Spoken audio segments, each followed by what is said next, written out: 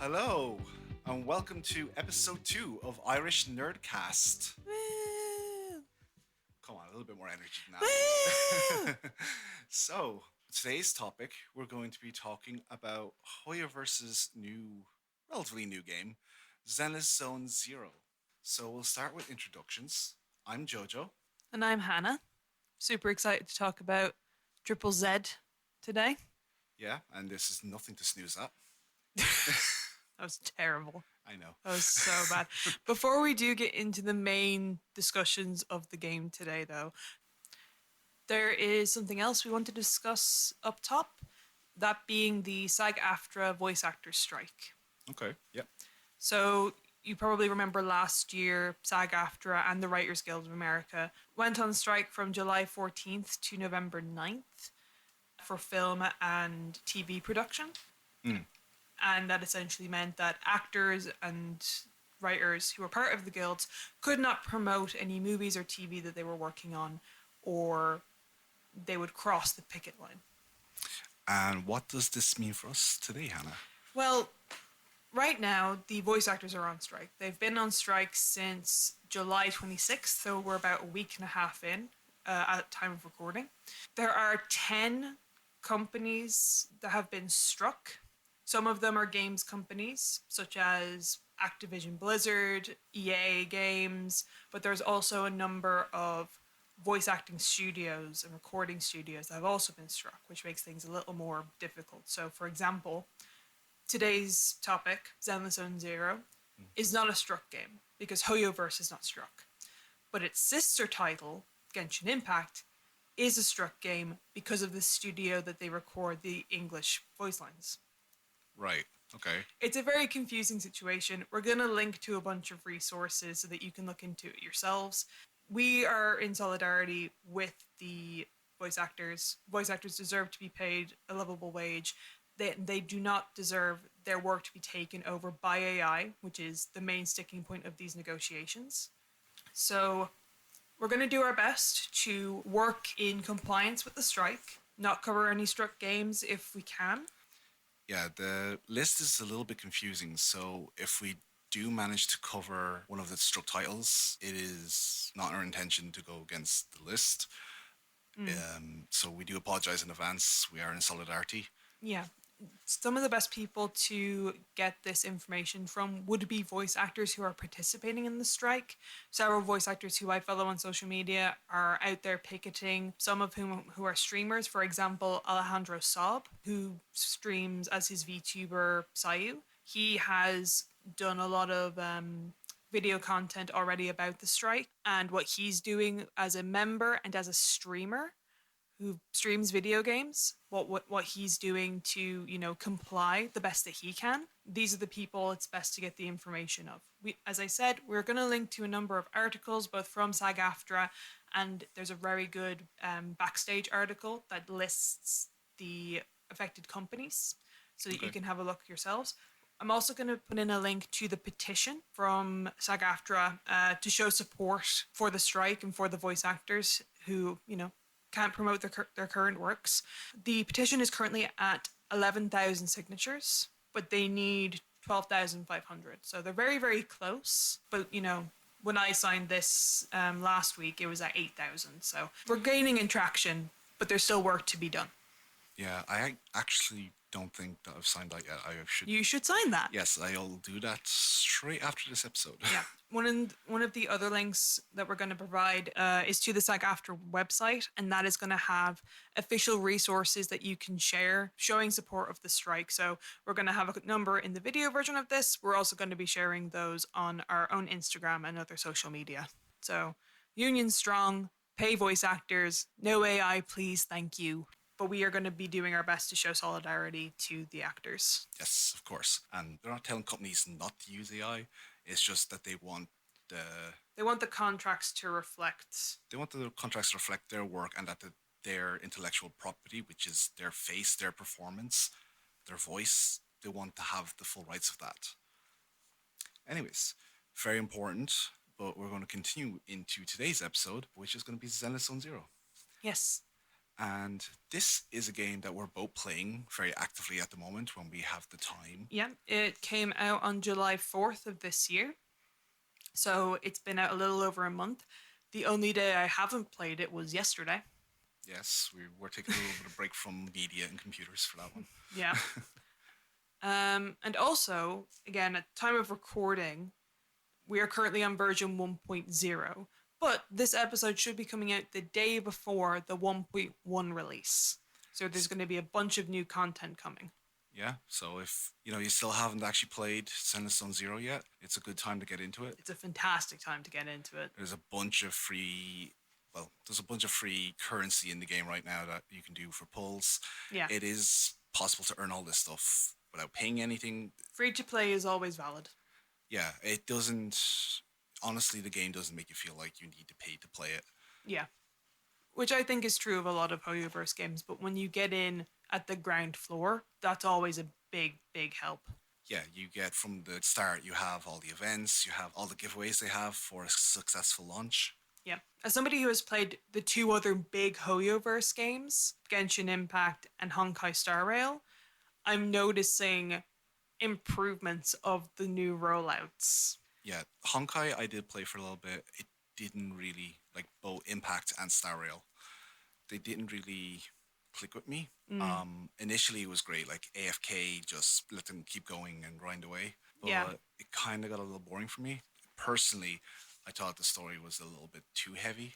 Yeah, this is the thing. It's an interesting comparison when you look at Genshin, Honkai Star Rail, and Zenless, because Genshin is a open world fantasy RPG, Yeah. very heavily inspired by Breath of the Wild, and it's very obvious.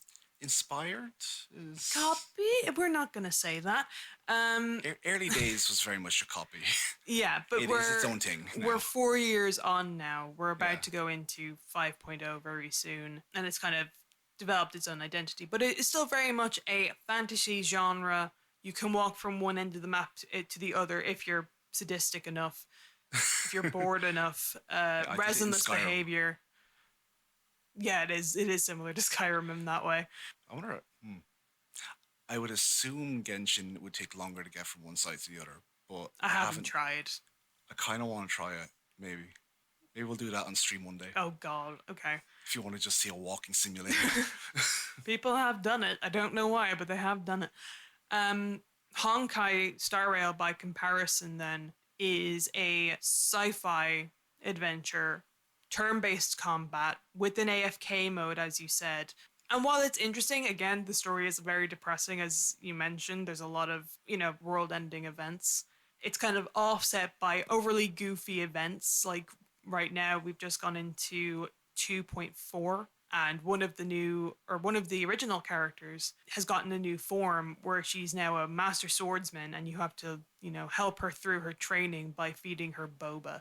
Like, it's a lot of tonal whiplash in that game. Because, yeah, every swords master needs boba. Yeah, but the thing that they both have in common is that you are traveling to a wide expanse of areas. In Genshin, you are traveling across the nations of Teyvat. In Honkai, you were going to different worlds on the Astral Express. In Zenless Zone Zero, you are in the city of New Eridu, and that's it. It's honestly refreshing. It's honestly so nice. It allows the developers as well to really flesh out. So there's less world to flesh out, but there's more characters to flesh out. Like the actual area you're in, the NPCs, the characters you play as, the characters you meet. I absolutely adore the storytelling in this game. Yeah. So to give a little background on Zenless, you play as either Belle or Wise, who are a pair of siblings, Beauty and Brains, haha. The choice of which character you play as does not matter. This is a common thing in Hoyoverse games, but the main thing about this one that sets it apart is that you are only ever Belle or Wise in the overworld. You never actually use them in the core gameplay, which is interesting. What I also find interesting is, well, actually, I haven't confirmed this. I haven't done it myself. I have played more of the game than you at this stage. One of the things I find interesting is the fact that you can just swap the character that's playable, like, I haven't gotten to that yet, so I don't know if that's 100% confirmed. okay, maybe it's just a case that someone assumed that happened due We to know that there's going to be a story points. moment. Yeah, there's going to be a moment in 1.1 specifically where we're able to switch to another character during a certain mission. I think that's likely how it's going to work out. Um, it'll be interesting to see how that progresses. Yeah, it like there's already so like there's so much content in the game, Oh, so there's much to lots. do. Yeah. It feels so complete already. Yeah. And Um, again, as I said, like having played the two other most popular games, I can see where they've taken feedback off of things that maybe were complained about previously, and they're going to make sure, okay, we won't have this in this title. But to focus back in, you are playing as Beller Wise, and you are a proxy. And what a proxy is somebody who guides agents, typically, your player characters. yeah, the player characters, through these dangerous areas called hollows, one of which is Hollow Zero. That's where Zenless Zone Zero comes from. We assume these titles never make a lot of sense. This actually reminds me a lot of an anime called Solo Leveling, which is an absolutely fantastic anime, which you should give it a shot if you haven't already. And yeah, it's basically like they go into these zones in a normal everyday city that they clear out whatever enemy is there to try and push back the encroaching doom, basically Yeah, whatever the energy is. yeah. The monsters in this case are called ethereals. And when you are going through the story, you're going to hear terms like ether resistance a lot, which is why the characters you're playing as are special because they have high ether resistance. That's why they can go into these places, whereas a regular person can't. Right, yes. And We're going to do our best not to go into too many story details, yeah, just because because the game's so new. yeah, with the game being so new, we are definitely going to try and avoid spoilers as much as possible because it is e- experiencing it all for the first time is quite the journey. So Yeah, it's a lot of fun. yeah, very fun. I just want to say though, like basically, yes, these zones that people are going into, the reason this ether resistance is important is because if people are in these zones, they start turning into Yeah, the creatures that they're fighting. into the ethereals. Yeah, it's pretty messed up. So there's a good chance that a lot of the enemies that you're facing have been human at one point. So Upsetting. that is quite upsetting. Yeah. Yes. Um, there are also a number of human enemies that you fight as well, called Hollow Riders, which are people who will like go into the hollows and loot. So Yeah.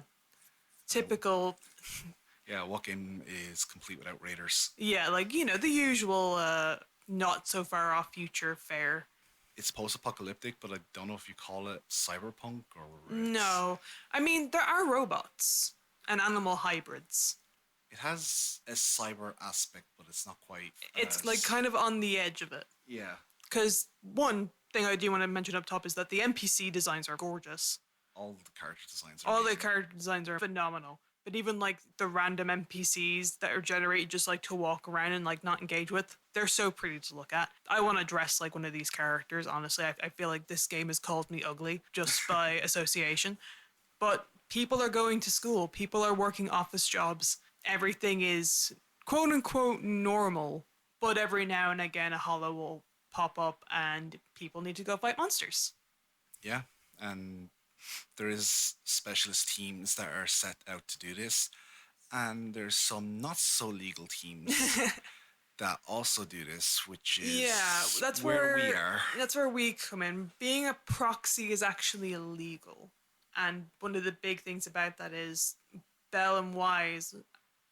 This bit actually reminds me of another anime, which you used to watch, but never got a second season. No Game, No Life. Oh yeah, The brother and sister that's duo. Not in that way, but the brother and sister well, duo who both work under the shared username.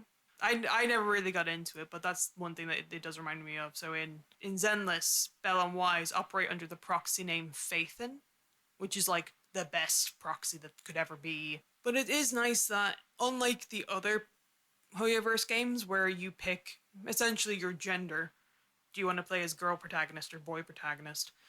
In the other games, while in the case of Genshin, you are playing as a twin, the other twin is lost to you the entire plot of the game as you're trying to find them. In Honkai Star Rail, you're just choosing a vessel. The other one is not important. We're never going to see them again. In Zenless, your sibling is still a character. With you the whole time. With you the whole time. They're the voice in your ear. And it's so refreshing to be like, I actually have somebody in this world that I can speak to and chat with. Yes, now they have ammunition to use against us. Yeah, it's, oh no. Yeah, definitely see something happening there. Uh-oh. That's my prediction right now is there's going to be something in future that will take you apart. It's too good right now. So there are 3 characters that you get for free just from the events of the game. And they're the first group that you meet because, as JoJo mentioned, there are groups of people, factions, who go into these hollows either for purposes of saving people or just fighting the monsters, whatever the case may be. Or money. Or money, which is the case for the Cunning Hares, the first group that we're introduced to. They're great. What a lovable bunch of idiots. They're so Team Rocket coded. It's awesome. Not that they're trying to do bad or anything like that, but they're just chaotic. It's like a D&D party. It has that vibe, yeah. So the group is made up of its leader, Nicole, and then there is Billy Kid, who I always refer to as Robot Deadpool. It's basically a robot Deadpool. And Anby, who is one of my favorite characters. And she's kind of like... Honestly, same. She's super monotone, but in a really cute way.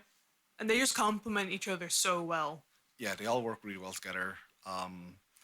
There's, I guess, the serious straight shooter kind of Nicole, who's the leader, trying to keep everything together. I wouldn't even call her that, to be fair. Like, she has this sort of personality where it's, oh, everything I do is for money, but honestly, she does actually care a little bit. Yeah, she's got a heart of gold deep down. If she can turn anything to gold, she will. Yeah, that too. You really get a sense that she is one of the people that grew up in this city in New Eridu, so she's been through the worst of it and is doing her best to come out on top. Doesn't always work because, one, she's in massive debt to the main characters and several other people, is my understanding. Yeah, I don't think we're ever getting that money off her. No, I don't think so. But yeah, she acts in a way that is really complimented by the other characters because, as mentioned, Anby is super monotone, whereas she's very high octane. She is very monotone, but like everything she does is sort of a quote to a movie or something that she's watched. She's obsessed with films. She thinks they're real, and she also thinks that the hamburger is the most optimal method of eating anything because it has protein, carbohydrates, and veggies. Yeah, it has everything. It has everything. I can't fault you for that. I just argue maybe pizza would be the next best. And then there's Billy, the android. I love his design so much. He's so cool looking. He scores high for me on the design and looks. It is a shame that he is not the best character to play. Yeah, he gets relegated pretty low as soon as you get anybody else to replace him as an attack unit. Mm-hmm. I guess that is something worth pointing out, that one of the reasons you get the Cunning Hares as your initial free units is because, one, they're really simple to use, but 2, they round out 3 of the 4 unit types. It's only 4? 5 unit types. Okay, yeah. Nope, thank you, because I keep forgetting about Anomaly. It's a bit of an anomaly. Yeah. Yeah. So Billy is attack, Anby is stun, and Nicole is support. Okay, so yeah. those 3 work really well together. And then there is defense and Anomaly, which Anomaly I think is just meant to be like a wild card situation. It's kind of like attack plus. I think it's like an attack support hybrid. Yeah. So they're an anomaly. Oh. it's a little bit of a boost to something, but not necessarily the same thing as the other roles, Yeah. from what I can tell. And the other thing is you are only allowed 3 agents on a team Yes, in the gameplay. which previously Hoyoverse games had four 4. characters. Yeah. So giving you those 3 initially means that you're playing with a full hand straight away. Now, we haven't actually talked about how the game plays, like what is the actual play style of the game. Yeah. Because we mentioned these characters having roles, these Mm-hmm. types, but it's not an RPG. No, it's a lot more similar. We were saying, especially just as it was coming out, we compared it to Devil May Cry. Yes, it's Kind of very hack like, and slash. yeah, it's very much a hack and slash game, but it's very intuitive. Mm. The mechanics, you'll pick it up in no time. It's Yeah. very easy to learn. Yeah, you have your dodge, you've got your attack, you've got your special attack, you have your ultimate. And that's kind of all you need. Yeah, there is ever so slight combos, and whether they add more in future, we don't know.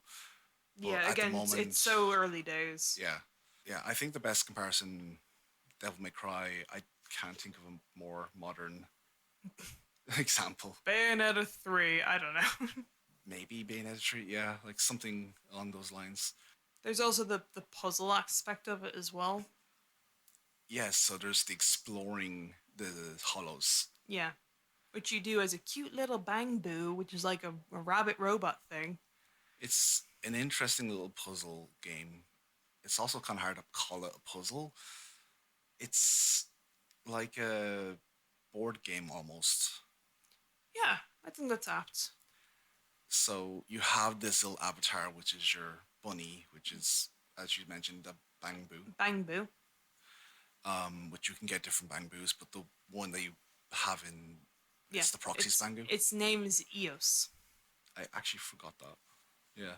So you start at a point and you have to get to another point on this basically checkboard Yeah. squares, and sometimes the map kind of generates as you go along it. Along the map, you get rewards, you get enemies, possibly. There's Yeah. little puzzles to figure out, so there's puzzles within this. Yeah, there are. I don't know if you've gotten any of them yet, but there are entire missions which is just you in that exploration segment, Mm. just sending things from point A to point B, or in some cases, just trying to reach the end by yourself. Like there's no fighting involved.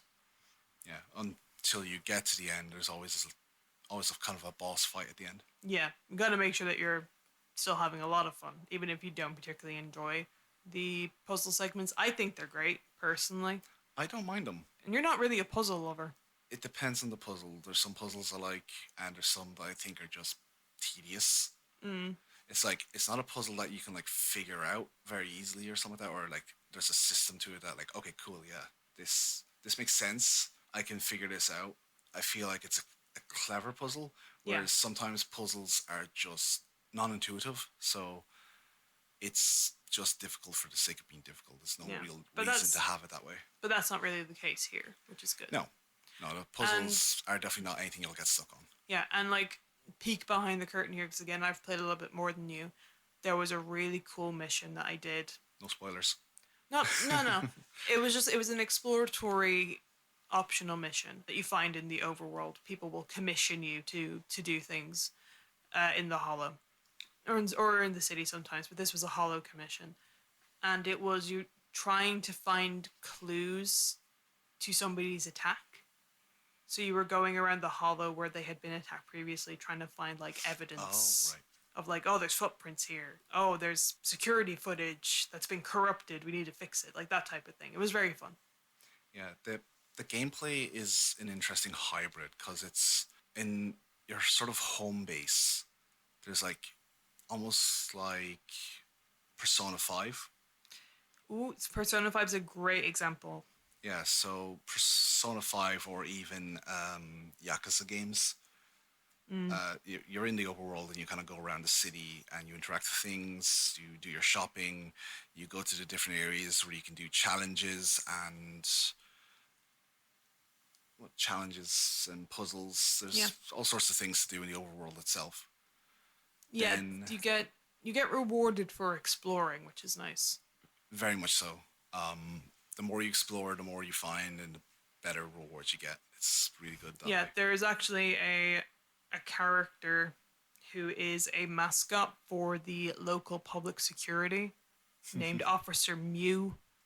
He is a giant cat mascot, and he will have a list of exploratory objectives, which is like, oh, at night, people say they hear rattling around the vending machine. Yeah, And then they you give you go little, and you find out what the source of the rattling is, and then you get a medal and yeah, rewards. yeah, they give you little hints and stuff Yeah, as well. A couple of hidden things that you don't normally see, but yeah. There's also crazy stuff like the sage in a barrel, there's a lot. which, There's a lot to discover. Lots to discover. It's very interesting what you can yeah, find. Then, kind of from that, when you go into, like we're saying, when you go into the hollows, there's this sort of board that we talked about already, yeah, and then we mentioned on the board that you come across enemies. So it's when you come across these enemies is that you end up going into the combat, basically going yeah, into the dungeon, the level, and it generates a sort of map, and now you're in your hack and slash mode. yeah. And it might be, I think, usually 2 to 3 waves until you Yeah, get to the big boss, as you said, at the end of the entire level, which is always fun. there's challenge in it. I think there's enough there for people looking for a challenge, but Oh, yeah. also not so much that it's an unplayable game for people just starting. Yeah, like I'm a bit of a completionist and achievement hunter, so there have been a number of fights that I don't have full marks in because I'm unable to hit the time target. You get ranked for how quickly you complete something and Yeah, stuff like that. you're typically ranked B, A, or S. S is obviously the best rank to get, and that means you have access to all of the rewards. So in the story missions, you achieve your various ranks by finding hollow investigative data. By obtaining all three of those, you will go from B to A to S. Those are the relatively easy ones. Yeah, fairly simple. Yeah, similar. There's a similar thing in the exploration ones. The combat ones, they're the tricky ones Yeah, because it's beat it within a certain amount of time, classic. beat it within a certain amount of time again. So it might be 5 minutes, 30 seconds, and then one might be 4 minutes. And then the third one would be complete it with no agents defeated. Which can be difficult, especially since there's not really any healing units in the game yet. Like Not there's, that, yeah, there's no way to heal in battle as far as I'm aware yet. But there was one in particular that I'm struggling with, which is a rally mode. Those happen periodically. okay, I've yet to come across this, Yeah. so And I've been unable to get past rank A because to get rank S, you have to complete the whole thing in 2 minutes, 30 seconds. And I do the first area in 2 minutes. So part of that could be leveling up my characters more, advancing that way. The other option is just get good, I guess. well, I was playing Zenless Zone just before we actually Yeah. started recording, and you've seen with one of the bosses I end up going against. That was in Hollow Zero, right? Yeah, that was in an area called Hollow Zero, which is basically the more challenging area. Yeah, you get bonuses, but you also get detractors as you go through. And you had quite a few detractors on you. Yeah, so it's another interesting mode because you're going through that tile map again, but this time you only start with one character, and you find the rest of your team as you go along. And as you're going through, you can get power ups like those bang boosts we mentioned before. You can Yep. get other ones that give you extra benefits in battle or on the map. Bonuses to damage, that type of thing. Another thing is that this mode, you generate a thing called Corruption. corruption. Yeah, because again, you're spending time in the hollow, and even though you have a certain amount of aether resistance, the longer you stay there, the more corrupted you're gonna get. Yeah, so as you're moving, you have to be strategic a little bit because if you do too much or fall into traps or anything like that, get these, you'll get corruptions and they'll be negative. They'll be debuffs, basically. Yeah, and those can range from like very, very minor. For example, one of the ones you had was you were limited to a maximum of 3,333 coins. Yes, but every coin I got healed me, so Yeah. that was double-edged sword. Coins are things you get along the way, which you can then spend to get more power-ups or Yep. open areas to get different rewards that might be like healing, stuff like that. Yeah. And yeah, the buffs and debuff system, that's the part that adds the challenge because I ended up with, I think there's a total of 5, and if you get a full 5, it hasn't happened to me yet, but I think you pretty much get kicked out of the. I've never gotten above 3, Yeah, so I don't know. I'm terrified of finding out. it does gives you this sense of dread as you're going through the map. I was on 4 out of 5. I don't know what happens when you go above that. I might do Nothing good. yeah, we'll find out. I guess I need to do an experiment. The Hollow Zero mode really reminds me of the simulated universe in Honkai Star Rail, and I say that because it has a weekly reset on the completion rewards. Mm. So it's something that you are encouraged to do over and over and over again. Yeah, and similar to Genshin's version as well, which was the Spiral Abyss. Spiral Abyss. Yeah. Now Imaginarium something. I hate the new one. And yes, the thing with 4 levels of corruption that I ended up having, that made those modes a lot more challenging, having the things added on. For example, with the 4 levels I had, it was that whenever a character wasn't active, so you're only ever playing as one character at a time in your battle, but you're kind of swapping through them throughout the battle.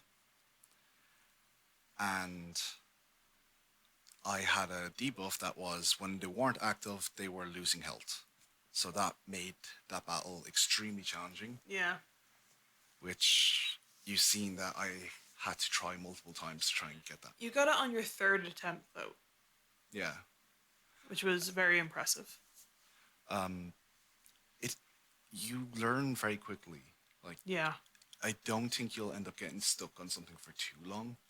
I think that's fair because the game will always recommend you which elements to use. Yeah. Because we'll get into it more when we look into the characters themselves, which I think we'll do after this. Yeah. Each character, in addition to their unit type, as we mentioned, attack, support, stun, etc., they also have an associated element, which is a Hoyo verse staple. So, for example, this boss that you were dealing with recommended Aether and Ice. Which is thankfully one of my strongest teams. Yeah. If you had gone in there with physical and electric or something similar, you would have had a much rougher time. Well, yeah, that's another way you could challenge yourself is trying to do a boss or challenge with this suboptimal team. Yeah, it's not that you wouldn't be able to do it. It would just take a lot longer. Yeah, and that was already taking a while. It had a lot of health. But you did it, and you got all the rewards. Yeah, it felt very good as well. Yeah. And yeah, so as much as the gameplay and the little details that are amazing in this game, really what is going to draw people to this game is the characters. 100%. We've already touched on a couple of them already with the cunning hairs, but I think we should focus in on them a bit more individually. Yeah, can do. Before this, we decided to make a tier list. Yeah. Of the characters we liked. So I think I was too nice. Do you want to go through the tier list and then go through the characters, or go through the characters? I think it makes sense to touch on each character, talk about our likes and dislikes about them if we have any, and then say where we rank them respectively, Okay. as well as giving a little bit of information about them. So, starting with Anby, then, we've already kind of touched on the fact that we both really, really like her.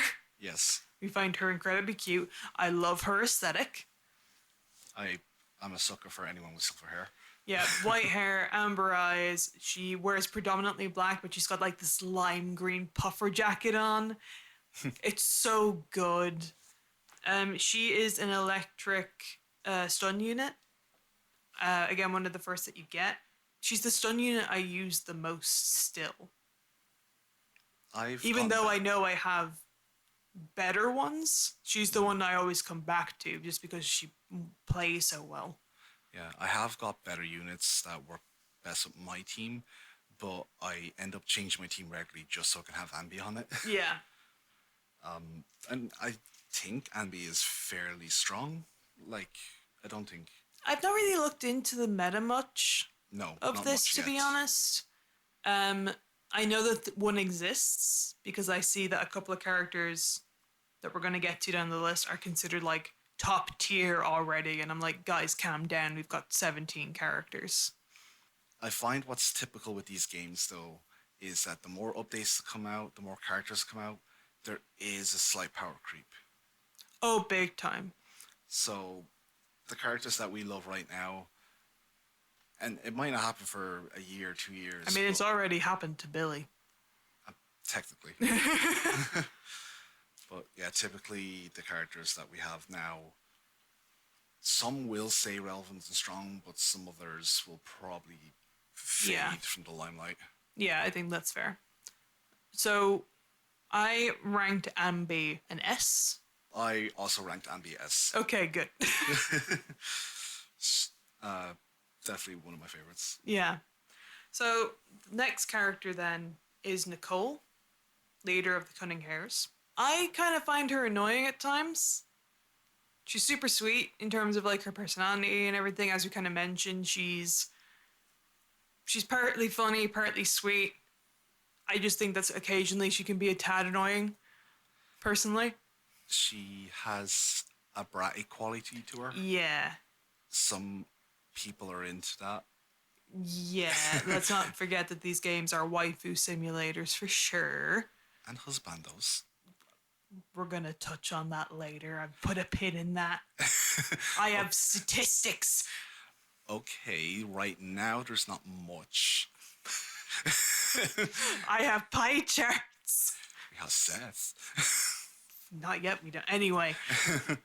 Yeah, I like Nicole. I think she'll definitely appeal to a lot of. I'll just say it. I think she'll appeal to a lot of guys. She is, I have written in my notes, hot to be hot. Yeah. There's nothing wrong with that. Like, I think it is a very good character design. She has that pink anime hair. She has a mole in a very suggestive place. Big old heart necklace, itty bitty shorts. You know, it's a vibe. It's an aesthetic. Well endowed. Yeah. I do like her weapon, though. Her weapon is a That is cool. briefcase, like, Gatling gun thing. Is it? It's kind of like a cannon. Yeah, cannon's probably a better term. One of her moves is, like, she will toss it in a certain way and, like, things will come out of it and hit people. It is fun. And she is very fun to play with. Yeah, she has the benefit, at least for me, because I don't have all the same characters that you have. The nature of this being a gacha game is that there are characters that you will inevitably miss out on and maybe get at a later stage. So Nicole right now is one of 2 Aether damage units. Yeah. And for me, she is the only one that I have, so I inevitably have to use her a lot. There is a little bit of a problem with that early on, that if there's a character you don't like, but it is the character you kind of need to use if you want to have an easier time, Yeah, it kind of sucks. yeah. But Or- again, like she is one of the more fun units to play as, being an Aether support. Like, there's nothing wrong with her playstyle at all. Like we're saying earlier on, they made the first 3 that you get for free. They made them very likable. They made them Yeah. maybe not the strongest, but some of them are definitely. Well, they're all. This is actually an important thing to mention. There is two types of characters you can get: A rank and S rank. The equivalent of that in previous Hoyoverse games is 4-star and 5-star. So Nicole and Ambi are both 4-stars. So they will inevitably be weaker than S ranks or 5-stars of the same element type or unit type. There is still definitely room for having a 4-star on your team. I would never recommend having all 5-stars, to be honest. Having 4-stars is healthy. I mean, if you have the options. If you have the options, but again, we have 17 characters right now. And I'm only missing 2. I will kick you out the window. I have very good luck when it comes to my pulse. Ah. So, Nicole. Nicole. Where did you rank Nicole? I ranked Nicole as A. I also ranked Nicole as A. So, I will point out we gave several parameters for the characters as we were ranking them. 3. 3 is several. 3 is a few. Several is... They're not going to go into it. 3 is also several. And the parameters we had was based on their looks. Their design. Their looks, their design, how... the appeal of the character. Yeah. Their play style, basically how they play in the game. And then their kind of characteristics, like their personality. Yeah, because these are fully written, fully voiced characters. Yep. And for me, anyways, Nicole was actually like S in aesthetics. B, I sort of put her like B for gameplay, and Oh wow. yeah. Oh, harsh critic. There's parts of her gameplay I don't like, and then very much the reason she managed to stay in A was because I think as a character I do like that bratty side of her, this That's fair. and this heart of gold that she does have, but kind of pretends not to. Yeah, she ranked A with me again because I use her a lot. Because she's the only Aether character I have, so For you, it was gameplay. Yeah, the gameplay definitely brought her up for me. Whereas again, the design is good, even if it's hot to be hot. And then as I mentioned, I find her a little bit annoying, but I do think she's a lot of fun. And then of the first 3, the free ones, we have Billy. Billy Kid. For me, ranks highly on looks. Oh, he's one of the best design characters. I love how he looks. He's got, like, again, we mentioned earlier, Robot Deadpool. He's got a black and red aesthetic with, like, white spiky hair. His face is just, like, this metallic black thing with expressive, almost Spider-Man-esque eyes. That's the LED mask. Yeah, similar to that. He has this red leather jacket over his metallic body. He's got these dual pistols. He's probably the closest in cyberpunk design, to be honest. Yeah, he's currently the only robot on the roster. We will be getting a second one, as far as we're aware. Yes. But he's also such a goofball. Like, his main thing is that he loves the in-universe version of Power Rangers. Oh, the Starlight Knights. Starlight Knights. Oh my god. So the vibe that you get is that he was maybe a military automaton or robot that has, like, broken free from his programming, essentially, and is now just immersing himself in pop culture. Or he's just very faulty. I mean, that too, there's potential there. He doesn't break the fourth wall in any way, but he definitely has... He does have a similar energy to Deadpool. Yeah. This sort of quirky, sarcastic, but also a little bit scatterbrained at times. Like, Yeah, but he's also the one that efficient. is... When you put the three of them together, Ambi, Nicole, and Billy is inevitably the one that reins the other two in, Yeah, which is an interesting dynamic to have when you like consider what we've said about the three of them. yeah. So There's a big brother quality to him that I really like. there's a little bit of Nicole kind of sticks to the plan, or Mm-hmm. it's like, this is what we're doing. This is our mission. We're not doing any more than what we're being paid for. Unless we can get more money. Yeah, it's always, how can we make more money out of this? And Billy, Billy is the one that kind of appeals to her better nature, being like, "But boss, we can't just leave these people." yeah, sometimes it's Andy and Billy that need to be reined in, and Nicole doesn't do a great job at it, Yeah, but tries. But Billy is honestly the voice of reason most of the time. which again, considering everything we've said about him, kind Yeah. of insane.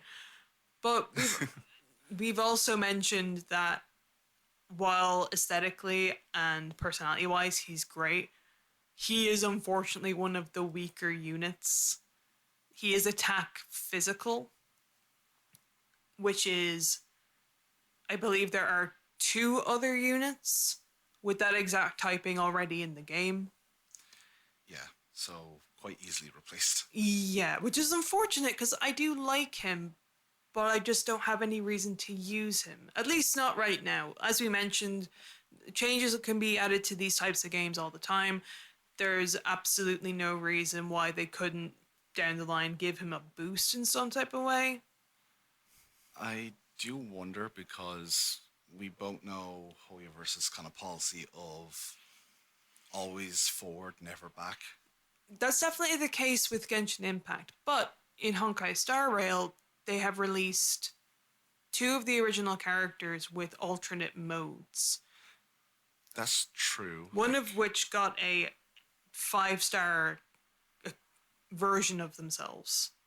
It would be interesting to see in future the characters getting, Gonna alternate versions. That would be nice. yeah, That's probably gonna be way down the line. or like an S rank version. Yeah. Yeah. And Hoyo Universe loves to break patterns, though, so take everything we're saying here as speculation, grain of salt. We know nothing. This is just things that we would like to see. so, yeah, there's still quite a few characters, and it's probably best Yeah. to discover them yourself. But we will touch on a few. A few We more. will touch on a few key characters that I think me and Hannah both ranked highly. So we'll go with yourself first. Well, where did you rank Billy? Oh, that's right. I ranked Billy for his name B. Aw, was it the gameplay that brought him down? The gameplay very much brought him down. Okay, I ranked him A because I I- thought the other aspects of his design and personality brought him up. Yeah, I do love Billy's design. I ranked him very highly, like I ranked him as S for design. But gameplay for me, though it is fun when you first get the character, it's really not that good. It gets outclassed very quickly. Yeah, especially by other attack units. So I ranked it fairly low, and then personality, yeah, he's not the highest, but it's not that low either. I do quite like. I think he's a fun character. So the next character on the roster then is Nekomata. Okay. As the name suggests, she is a cat girl. So as you can imagine, she's popular. Yep. I have her ranked at A. Okay. I thought she has super good gameplay. She's one of the ones that replaces Billy because she's also a physical attacker. She has a super cute look to her. She's got like these mechanical twin tails.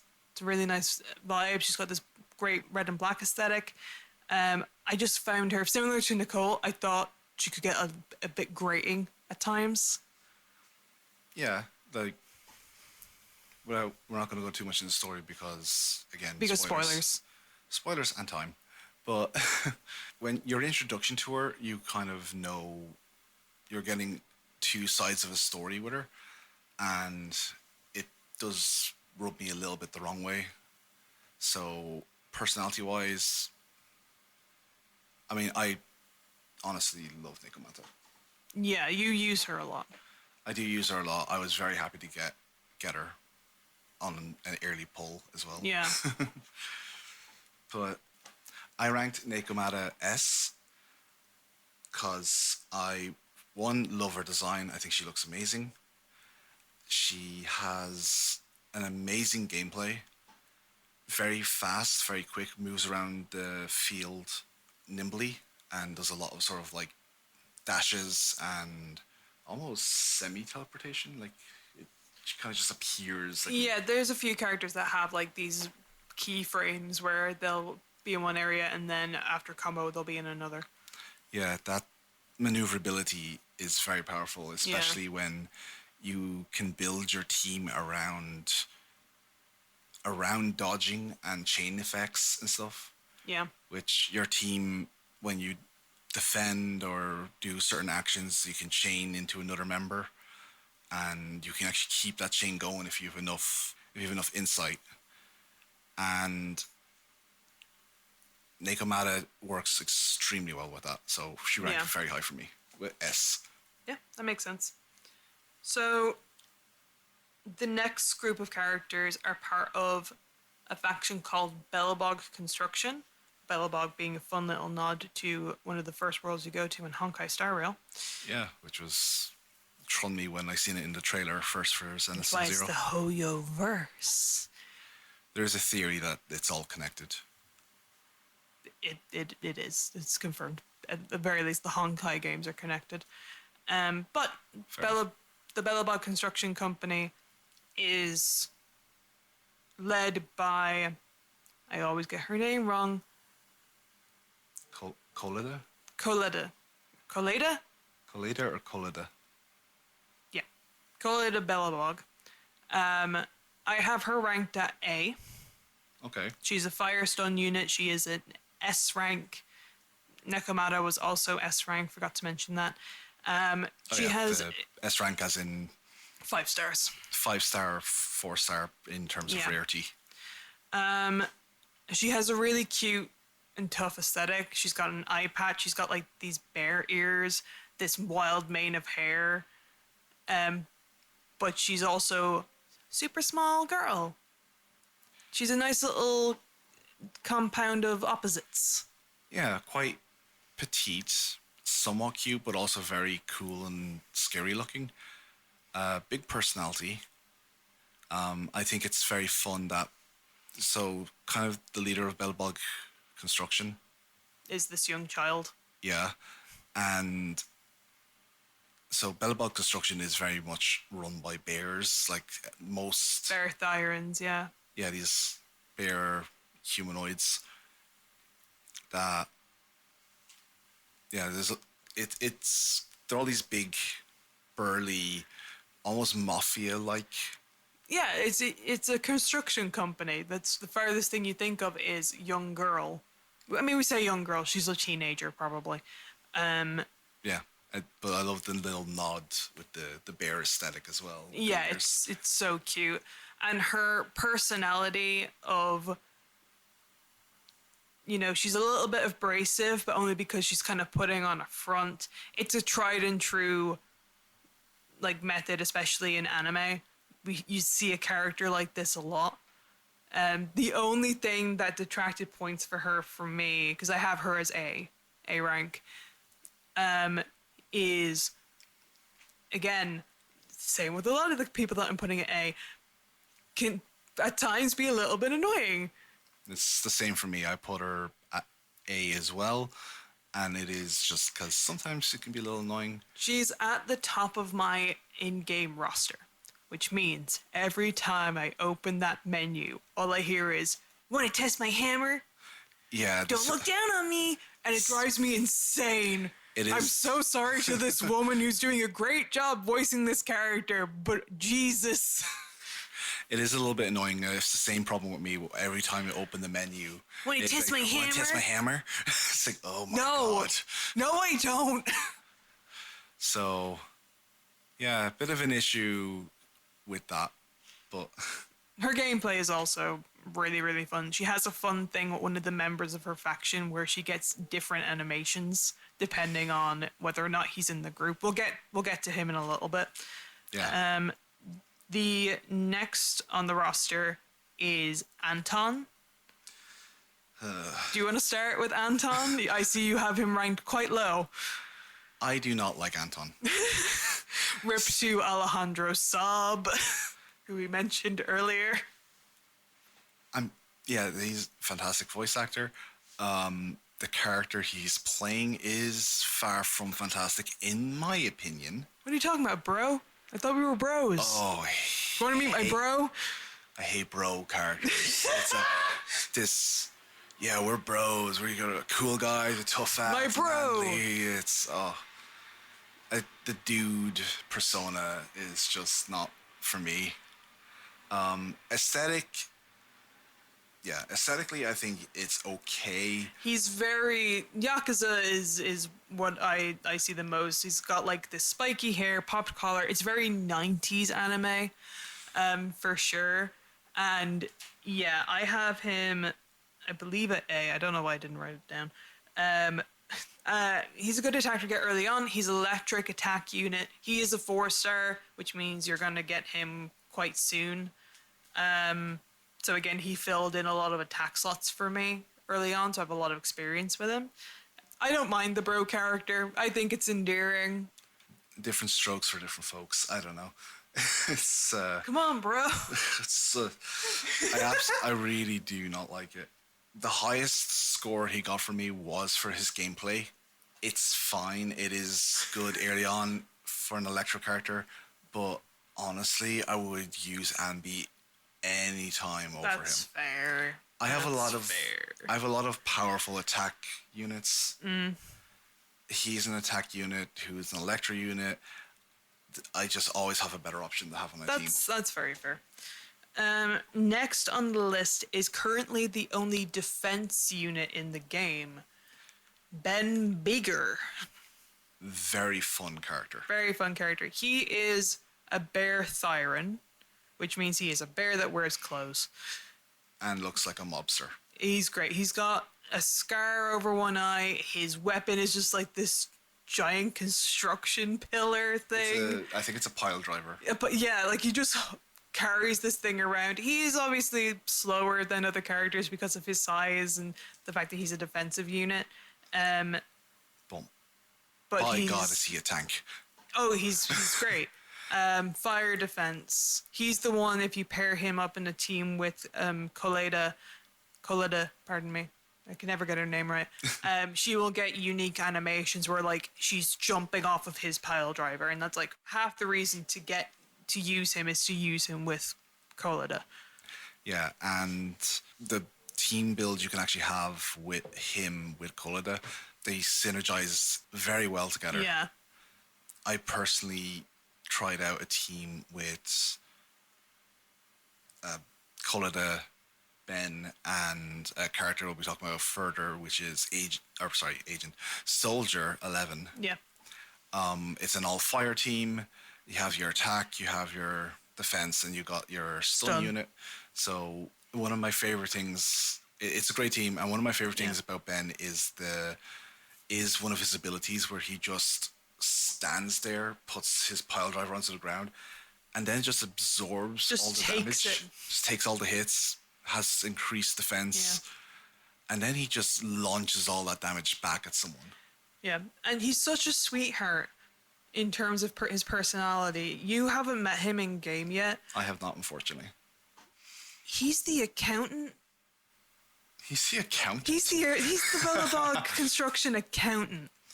He must have a very hard job. He does, but he's such a sweetheart. I love Ben. I did mark him as B, but that's only because he is currently the only defense unit, and I'm not using him.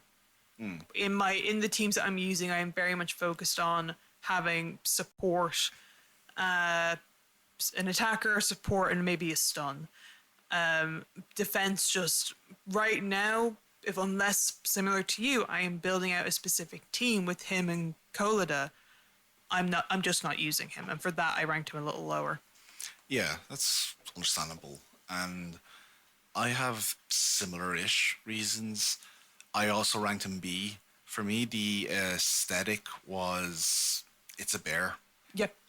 It's a bear. Yeah, he has a scar. He has a big gold chain. Black tank top. It's not the most.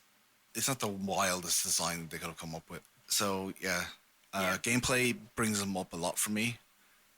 But because I haven't met him as well, his personality, I kind of just defaulted to his medium score because I don't really Armored know. bars. Oh, we need to finish that series. We do. Next then on the list is Grace, the final member of the Bellabog group. You should start.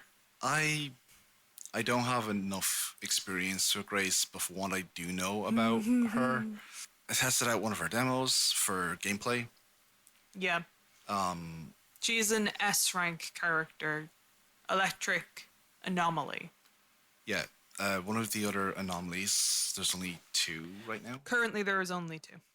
Yeah, one of the only anomaly characters. Gameplay, I wasn't. They're strong, but I wasn't blown away with it. Basically, she is one of the characters I don't have. I'm okay with that because I would honestly be disappointed if Grace was one of the S ranks I got. That's fair. That's fair. No, I was going to say, because you have her ranked at a C. I have her ranked at a C. Not my aesthetic, just not a fan personally. Personality, just very excited for mechanical things. Yeah. Too excited. Yeah, in my notes about her personality, I have written call 911. Yeah. She's a specific character archetype that I've just never jived with, which is really into, X interest, but to an unhealthy degree. And in a similar way to Nicole, she is hot to be hot, but there's nothing interesting in her design to me. She's got big goggles, she's got a sports bra on, end of list. Like, there's nothing there for me. Nicole's has a lot of personality compared to... No, yeah, Nicole is an example of hot to be hot done well. Yes. And I think Grace is the other side of it, which is her design is boobs. Her selling point is she's one of the 2 characters that has the largest breasts. Yes. Yeah. It's not, in my opinion, not the best design in the world. I think... I'm sure she's a favorite for some. I think her gameplay is interesting because, again, she's one of the only anomaly characters that we have. So in the places where I have played her, either in her demo or in the story, I'm like, okay, I can understand how this works in a larger team. But again, she's not going to be one that I'm going to be over the moon to get. So I ranked her at B because I'm too nice. I didn't rank anybody below B. So, but yeah. I only have 3 characters below B. And she is one of them. She is one of them. Anton, as we've already discussed, is D. Yeah. And the next one will be coming up we'll get soonish. to them. But now, thank God, we are at one of the best groups of characters. This is for all you furries out there. Oh my lord. Lycon. The Wolf Butler. Very clever name. Great play on names. Oh my Lycan. God. Yeah. I wonder where he got that. So he is the leader of the next faction, which is Victoria Housekeeping. It's all maid themed. He is one of the few male units that we have, so he is the butler in this scenario. It's so good. So an edgelord and a furry got together and they designed this character. They gave him an eye patch. They gave him so many belts. Yeah. It's so good. I mean, it feels like for me it should be a character that I absolutely love the design of. Like, oh, cool! I love wolves. I love he's a silver wolf. Yeah, I love with like hair, black all that sort of accents. stuff. The black accents, but there's just something about it that's a little over the top for me. He's designed for a specific demographic, and I am in this demographic, and I couldn't be happier. He is S rank. Thank you. Yeah, well, I have him. I know you do.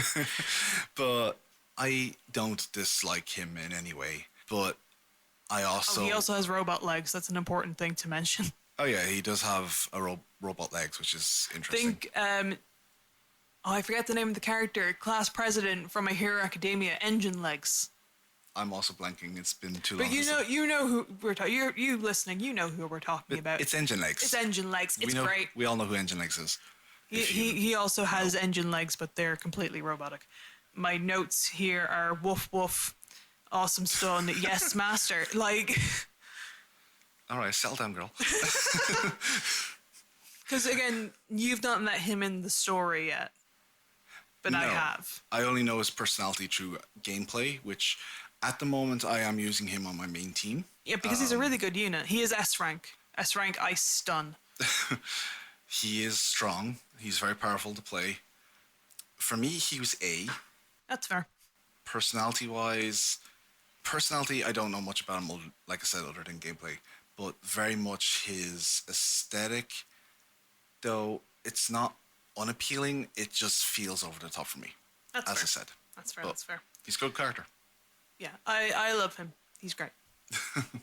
Next on the list then is Corrin. Who we actually get for free if you play from a certain time. Oh yes, I believe she is still available for free if you join. I mean, by the time you're listening to this, that promotion might be done. But Possibly. she's a four rank. She is an A rank / 4-star character, so you're likely to get her anyway. To just avoid any confusion with the fact that we have these ranked S, A, B, and etc. Yeah. We're just going to call them 5-star and 4-star. Yeah, sorry about this. It's new terminology. I have her ranked at B. That's interesting. Okay. Yeah. So I think she's cute. I think she's cute. I think her design is a little bit meh. I'm actually a fan, honestly. But So she's got the cute pigtails. She has this bear that she has with her with like, I think the vibe is meant to be Frankenstein-esque. That seems to be the vibe with the Victoria housekeeping, is that they're all a little bit spooky. She's a really decent attacker, which is why I didn't rank her any lower than that. The attacks did like bring her up. She's got like this buzzsaw, which is really fun. it's so cool. Like this cutesy girl who's actually insanely strong. Yeah. Not just through gameplay, but like in story, just Yeah. rips a bus in half. Yeah, it's really funny, and she's super cute, super apologetic. I'm waiting for more. I feel like we're only scratching the surface with her. We do need more from her. Yeah. But what I'm seeing so far, I absolutely love. I'm not gonna lie. Yeah, you have her ranked higher, for sure. I think her design, I think, is very adorable. I think her design's her design, I think, is very adorable. She has fairly decent gameplay. Attack, physical, as well. Yes, another physical attacker, same as Nikomata and same as Billy. Rip to Billy. Especially since if you're one of the early players, you got Corrin for free, which means you probably replaced Billy already from the start. Mm-hmm.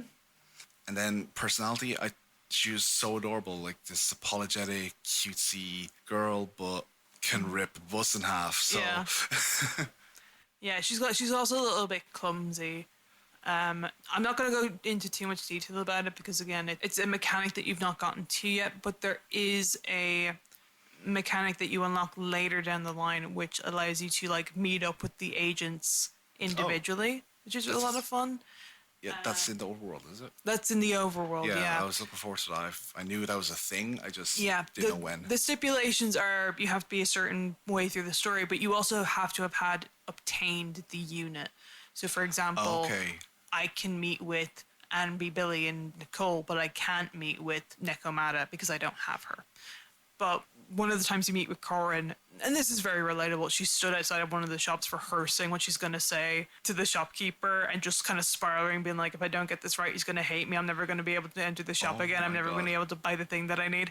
And I'm like, this is relatable, but I know that there's more to this character. There has to be more. I actually think I might move for. I didn't. Gonna move her to S now?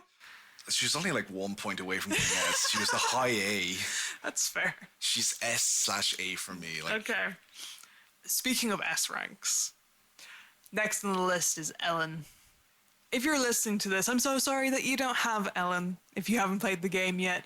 She was the first limited banner character in the game. She's also a member of Victoria Housekeeping. She's a 5-star / S rank ice attacker. She is a shark girl. she is a shark girl, and honestly, I think my overall favorite character in the game. She's so cool. She just does everything right for me. She has a great aesthetic.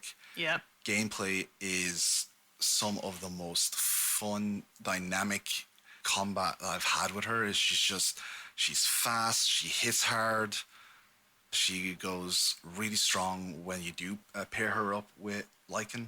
Yep. They pair well together. And yeah, and she's a shark girl. By which we mean, we've mentioned that there are Therans. She is a shark Theran. That does not mean that she is majority shark. She has a shark tail. It is kind of that thing of that anime stereotype where the male animal hybrids look like humanoid versions of the animal, and the girls have cat ears and tails. Yeah. There are a couple of NPCs that are a bit more animalistic. You'll notice them around the city, but as of right now, this is the most that we're gonna get, I think. I have seen some bear like Terran, like they're male, but they basically had bear ears. Yeah, and there's NPCs. also there's two in particular. There's a rabbit girl that runs the arcade. I have not got to the arcade yet. Oh wait, no, Yes, I you have. have. What are you talking about? Oh yeah, sorry. Yeah, and she's it's more Lola Bunny-esque in terms of the face. It's still like very very cutesy anime, but she's got like a rabbit nose and long ears. I desperately want a version of her to be playable. Yeah, that would be super cool. Does she have a sister by any chance? Well, maybe we'll find out. Anyway, back to Ellen. Ellen being part of Victoria Housekeeping, you know, she is a teenage maid. We established that she goes to high school, but it's such a fun spin on that concept because she's got this like it's not even like it's not a choker. It's like a spiked metal apparatus around her neck, Is simulating like shark teeth. kind of like a muzzle almost. Yeah, it's so cool. And she's got these chunky shoes. She's got this massive like scissor blade, and just this I could not give a attitude. Nice sensor. Thank you. Of a 17-year-old girl being like, I'm here to make money because this is my part-time job. Yes, I'm going to do overtime so I can go to karaoke with my friends tomorrow. One of her part-time jobs. Yeah. She's just so much fun because she's one of the units that we both have. I have now unlocked the trust events with her, and it's just made me like her all the more. So she is definitely an S rank for me. And 100% same for me, S rank. S across the board. Yeah. This is another one that we're going to disagree on. This is the next one, the last of the Victoria Housekeeping agents, Rena. Why do you have her in B? Why do I have her in B? I demand to know. I have her as B because gameplay, I just didn't quite like how she played. I wasn't a fan. Okay, fair. So, in a sense, she's kind of unplayable for me because she was not. Wow. She just didn't work with the style of gameplay that I go for because you really can play in different styles. Like, I typically go for a very fast, aggressive, very nimble, dodge a lot strategy. Yeah. And not that she didn't go into that, but like she was sort of this like ranged character, but Yeah, she's electric support.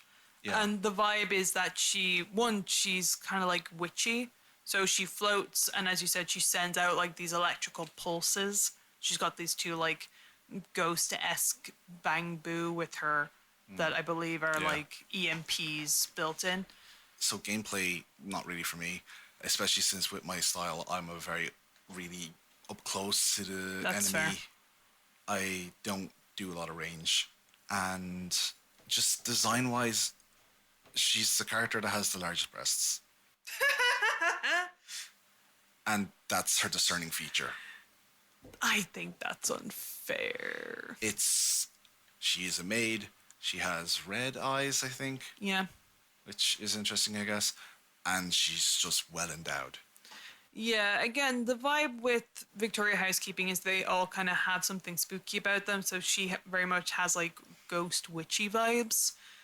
Especially if you don't have her, I do. You don't have her, right? No, Rena is also one of the characters I don't have. The Yeah. Grace and Rena. The two that you like the least, that makes sense. So I'm okay with that, honestly.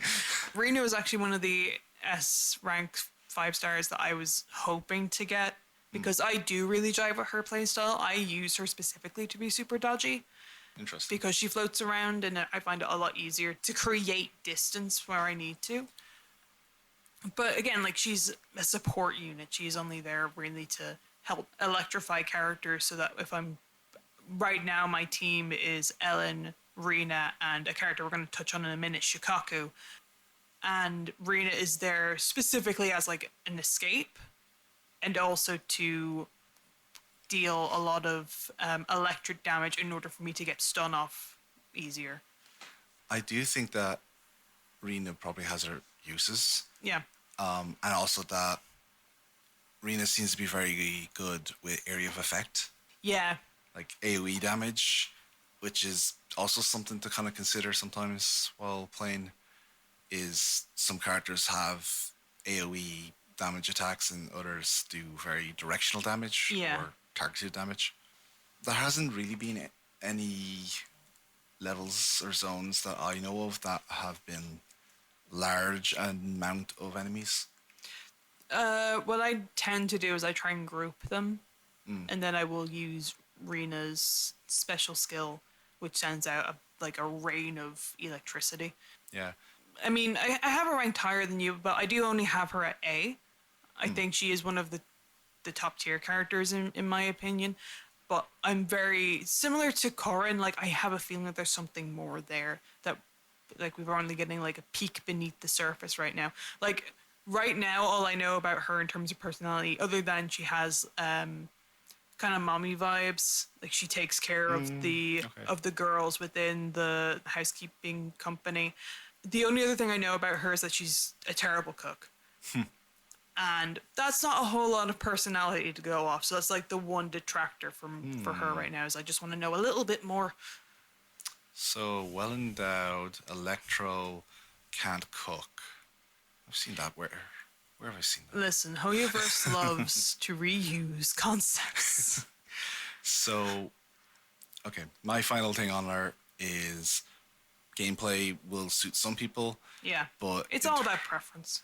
but in terms of character, I think is one dimensional. That's fair. That's fair.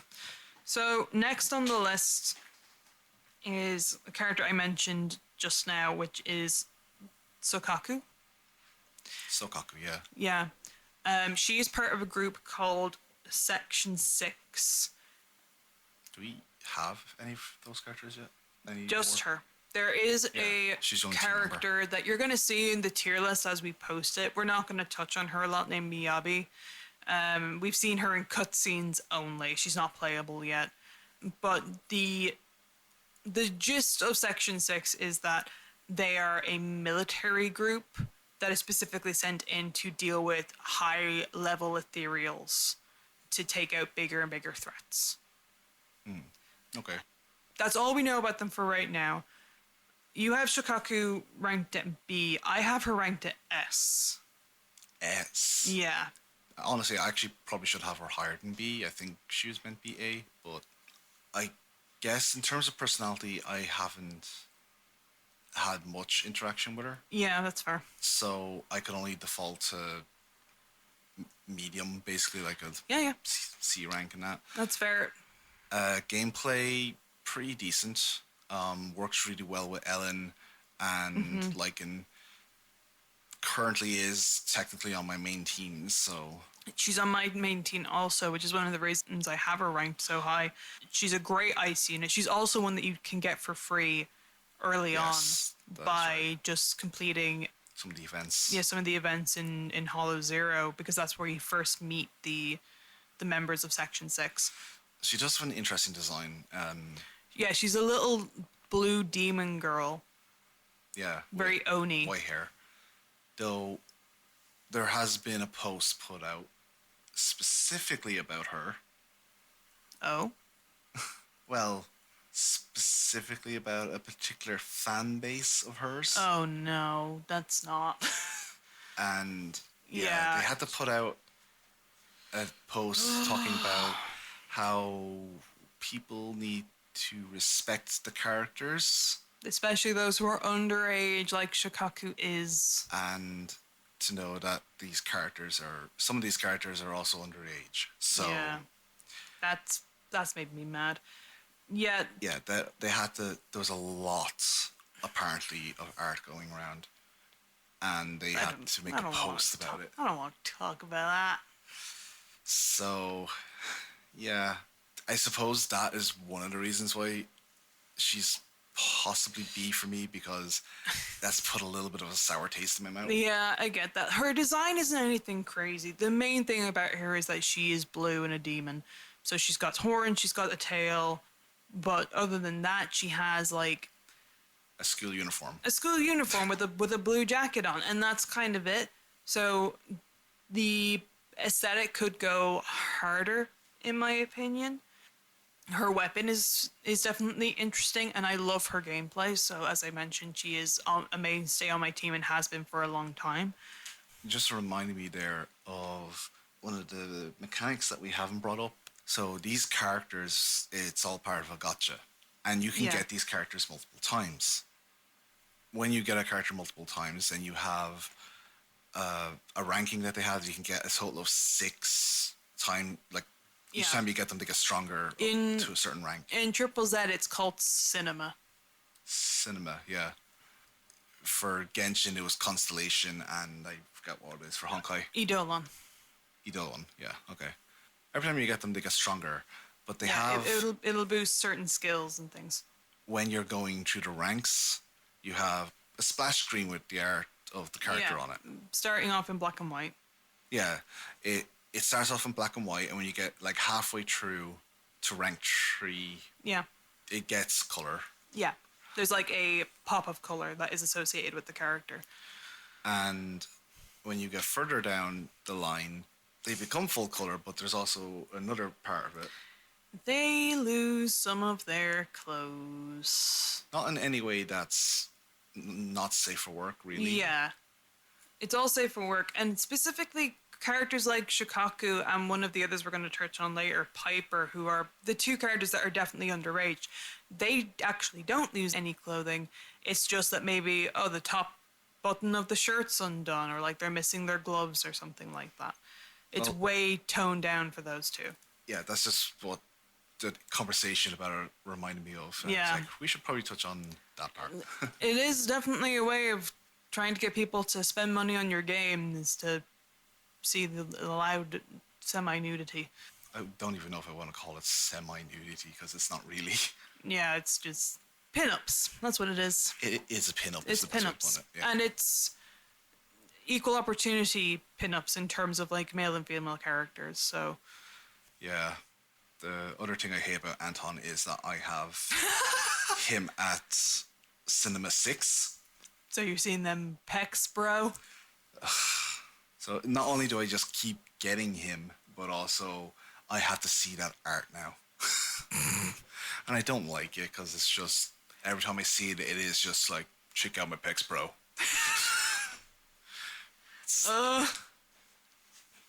All right. Anyway, I like Shikaku a lot, and not for any of the reasons that are bad. Next on the list is Soldier 11. Soldier 11 is relatively new. In She's one of the few that is an island, essentially, that nobody else is in her group. She's part of something called Obel Squad, which is, again, a militaristic. yeah, a bit more. I think it's a bit more privatized, like private military. It's not a lot of lore about it right now, so Yeah, I'm really not sure. and even the characters that are upcoming, I don't think. Nothing from them yet. But I actually really like Soldier 11's aesthetic. She's got this cute, like, battle skirt on that's orange and black in color. She's got, like, this side ponytail. It's actually quite cute. These glasses, like a visor for protection. Personality wise, I just there's no personality in my opinion. I have played through. She's one of the few characters that you don't meet in the main story. You meet her in a kind of a side thing that is unique to her, which is like 3 missions that in which she's your main character essentially. Yeah, it's kind of a tutorial part of the game anyway, so It you have is. to do it. Yeah, so you'll run into her. She's another 5-star fire attack, I believe. You have her, I don't. So I have ranked her as A because I do think her gameplay is pretty solid. She has like this cool anime sword fighting style. But again, I think the bit that kind of detracts from her is that she is a dumb soldier, for lack of a better term. She thinks that the military is the best thing. She is kind of blind to the gray areas of the world.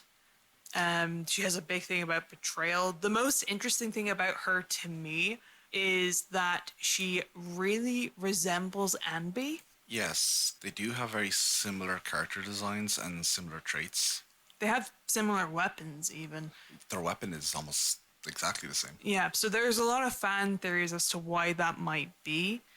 There's nothing official yet, but I'm very curious to see how that's going to progress. If we're going to meet the Obel Squad in a story mission later down the line, it's definitely somewhere that they can take it.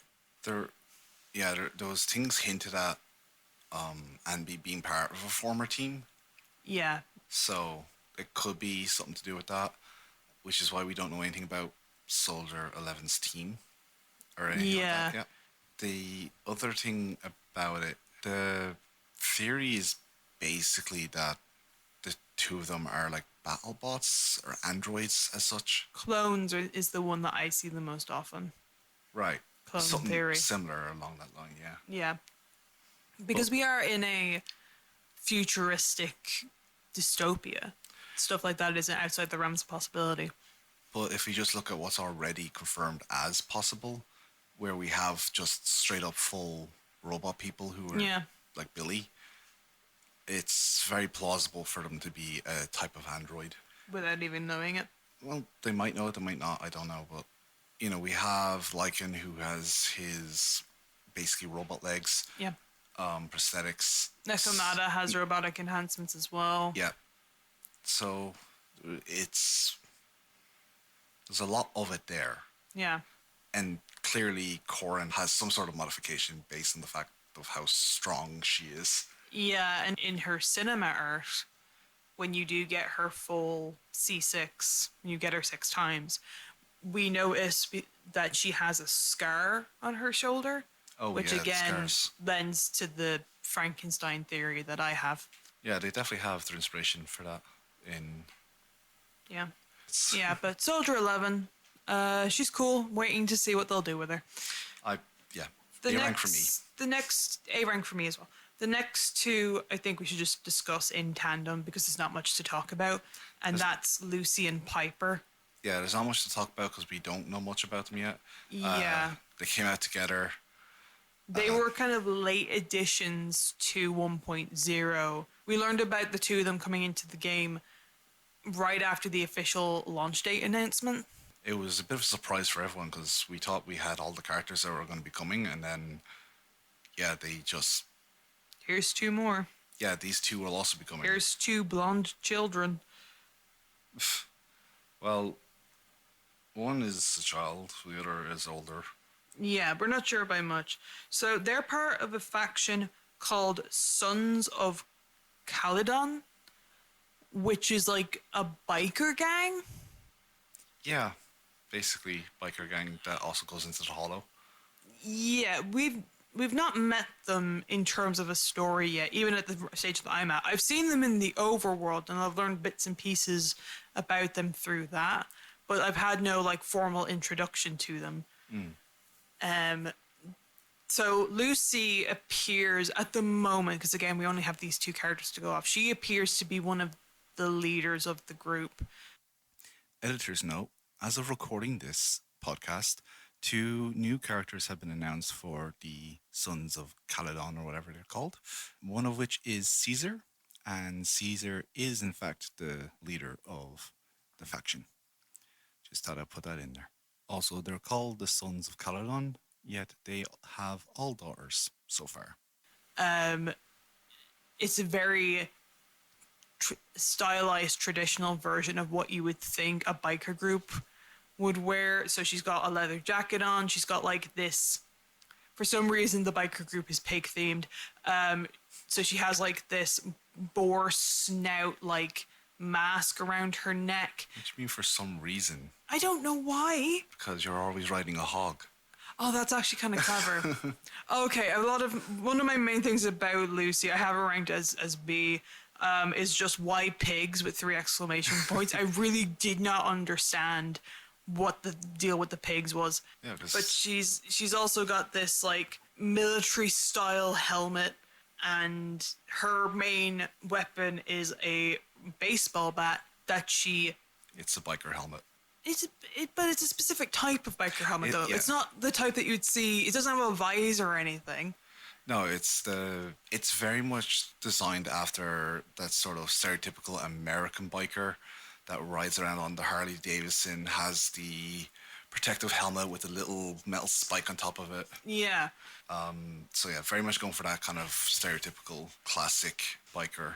Yeah, but again, she has this baseball bat, and her main method of attack, besides hitting things with the baseball bat, is punting these little red pigs at the enemy, and I don't get it.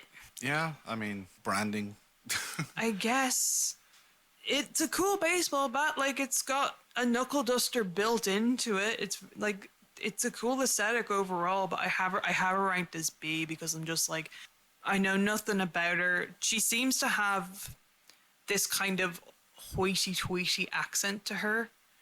Yeah, they all give off a sort of, how do I put it? They all give off sort of rebellious teens / Yeah, children. it feels going like against rich people. LARPing. A little bit like LARPing, yeah. Like just It's odd. it feels like a role play or just being rebellious because they all seem to come from money. Yeah. Piper, on the other hand, I think is a little bit more legit. She's got a super cute aesthetic. She's got like this blonde fluffy hair, baggy pants, all the rest of it. But like, Seems almost sort of a sleepy look to her all the time. So. yeah, like she seems to be kind of low energy. I don't even know what you would call her weapon. It's like an axe, but it's clearly some type of like almost like some construction equipment that she's customized. Yeah, it's definitely repurposed construction equipment. Yeah, and she spins around with it and hits things really hard. She's physical anomaly and is one of the stronger units in the game, surprisingly. So I like her more kind of by default, whereas Lucy, who is, I believe, fire support, I just don't jive with as well. We're probably not giving them a fair shot because they've just not factored into the story as much as the other characters, but I'm waiting to see more. Yeah, we can only grade them based on what we know and what we've seen. Honestly, I actually haven't even used Lucy is the biker helmet, isn't it? Yeah. Yes, yeah. I haven't even used Lucy. That's fair. We're using the in-game like shortened names for these characters. So like if you look at Lucy in the roster, she'll come up as Lucy. But if you go into her full details, she has a much longer name. Yeah, not that I would learn it. But again, it does kind of lend to our theory that she's just a rebellious teenage girl. Her full name is Luciana de Monteferro. It's a rich girl. Yeah. Yeah, for me, I ranked Lucy fairly low. She was down at C for me. She was But- B for me. Yeah, but Piper, I honestly, from design, I do somewhat like her personality, And actual gameplay, she's very strong. I ranked her at Spin A. go burr. Oh yeah, she just keeps spinning and killing things. Yeah, it's great. Yeah, A rank for me. A rank for me as well. And then the last character on the current roster is Zhu Yuan. I did Yeah. a terrible job pronouncing that. That was awful. Zhu Yuan. I'm sure we offended someone somewhere, but we're doing our best. Doing our best. This is a Chinese developed game. There are always specifically some Chinese named characters in here. Though this current group is quite multicultural. Very, yeah. But she is a police officer, part of the public security division or PubSec. I think was the back of the jacket says like NEPS or something. NEPS, yeah. Yeah, NEPS. Whatever that stands for. That has a meaning. Hang on. And I am using her now, and very strong. Design is meh. It's, practical. She's in a uniform. She has black hair tied up with sort of She's red got the highlights. same hairstylist as Anton. Yeah, but Anton's brunette. She has this big shotgun / grenade launcher. / pistol sometimes. It kind of, Yeah, it's this big go away gun. yeah, it's a modified weapon for sure. I think her design is okay, especially if you're just trying to communicate this is an officer of the law. I do think yeah. her little cape is stupid. It's the worst thing about her design, honestly. I think her Nut capes. I think her gameplay is a lot of fun. In the times I was able to utilize her in the story. Yeah, she's a lot stronger than I anticipated, and even though she has range, she can get in close and just, go ham. And no, that wasn't a big joke. And We've addressed the hogs already. but yeah, then she can jump back and then also do ranged attacks. Yeah, and like stuff, put so some distance between herself and the enemy.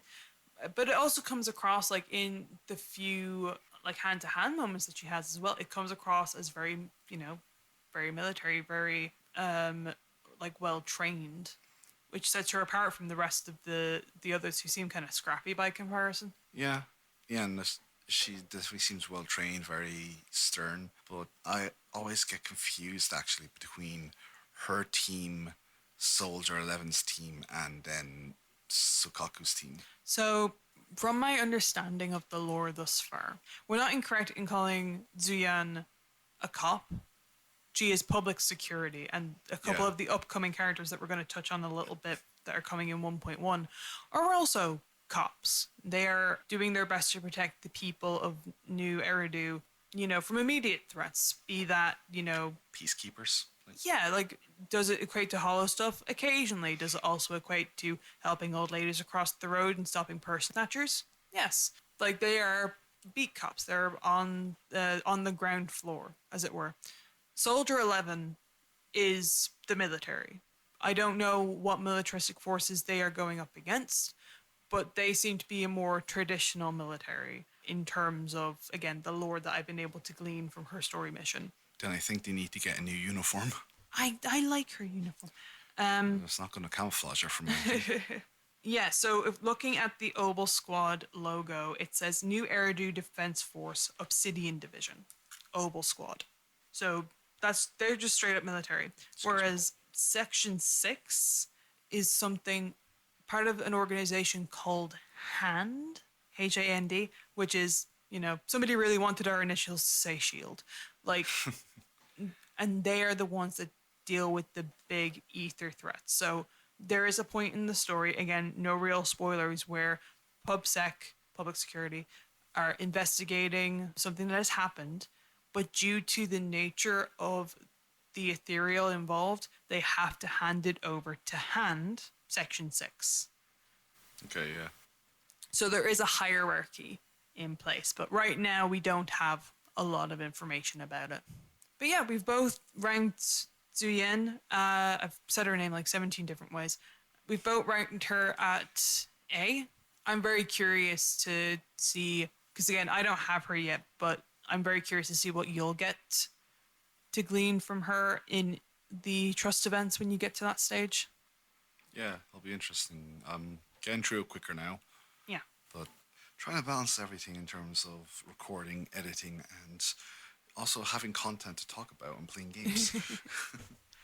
So there are 3 new characters coming out At time of release, they'll be coming out tomorrow. So just to very quickly touch on them, we have Jingyi, who is actually, if you've been playing the game, you would have seen her already in the story. She is Zuyan's partner. She is a PubSec agent and she is an automaton. So I think she's super cute. I'm not entirely sure if I'm going to pull for her. She is an electric stun user, according to my notes. I mean, I think early on, I don't think there's any harm pulling for every character you can this early. She, based off of the information we have at time of recording, she looks to be like a replacement for Anby, essentially, just doing a lot of stun damage. Possibly, but you also, like, one of the mechanics we didn't talk about in the game is that when you're building your team, they get they get additional effects based on who is on that team with them. So if they share an element, they'll get a bonus. But also if they share basically the team they're on, The faction. the faction, yeah. If they share a faction, then they will also get a bonus. It could be a case that Xingyi. Yep. It could be a case that okay, she might work better on some teams doing a certain thing, but Anby might be still useful because maybe you're using Dekomata and they're on the same team, and Yeah. there's reasons. I don't think it'll be a replacement, but Yeah, no, that's a very, very good point, actually. So, Xingyi, she's a limited banner character. She will be on the first half of the banner, which each limited run banner lasts for 2 weeks, 14 days. So, the first banner is going to be Xingyi. The second banner is going to be a character called Jane Doe. yes. And I actually quite like the. I am very excited for her. Yeah, I know there's a few people online who are being vocal about her design and just overall the character, but Yeah. in my opinion, I'm a fan. I like how she looks. I like the story. She's the first character, based off of the little information that we have right now from the announcements. She's the first character. Trailer. Yeah, she's the first character that we have that is not categorically a good guy. Which that She seems instantly interests me. Yeah, she seems to be morally grey. And Hoyoverse loves to create characters like this where it's like, are they truly on my side or not? And again, as you said, it just like really intrigues the player to learn more about them. So I'm very. This another reason why I'm not sure if I want to pull for Xingyi is because maybe I just want to save for Jane Doe. That is true. I could possibly do the same. And then the other new character coming out is also going to be on the second half of the banner with Jane Doe. This is Seth. He's a 4-star electric defense unit, so that's our second defense overall. Yeah. He Which is, thankfully is a 4-star. He is also the fifth. Tank. He is the fifth male character. It's fine. I have notes about this. No, it's okay. No, I have notes. So, I mentioned earlier that I have graphs and statistics about something in particular relating to the characters, and that is how many male characters we have currently in Zenless Zone Zero. Because I saw several posts from the female demographic essentially complaining about a lack of male characters. I'm sure some of the males complained as well. Yeah, I'm sure they did. They weren't the ones I saw on Instagram. Essentially, right now at 1.0, we have 4 male characters, only one of which is human, that being Anton. So it's already, as much as I love Lycon, it's already kind of weirdly skewed. Yeah, in the next update, we're also getting Seth, who is also Terran, but like in a pretty Catboy kind of way. I quite like his design. I will be pulling for him. But it did get me thinking, was there a large disparity in comparison to previous games? And so, as I said, I did some digging and some analysis.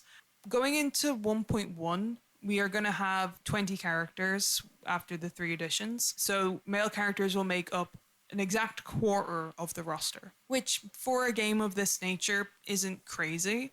But I decided to compare it to Honkai Star Rail and Genshin Impact, who are known for having quite attractive male characters. And while it's not a huge disparity, those 2 games across their 1.0 launches, 1.1 updates, and their current versions The male roster tends to average around a third of characters. Okay, so So, from a quarter to a third, yeah. Now, that or being other way said, around, from a third to a quarter. yeah, that being said, Zenless has started off with a much reduced roster by comparison, being below 20. We started with 17 characters. Both Genshin and Honkai Star Rail went live with 20 plus characters. That's true, but also the world, like the area you're in, is far more vast. That's true as well, yeah. So if we had that many characters from the start, I feel like it would be a little bit of an oversaturation. That's very true.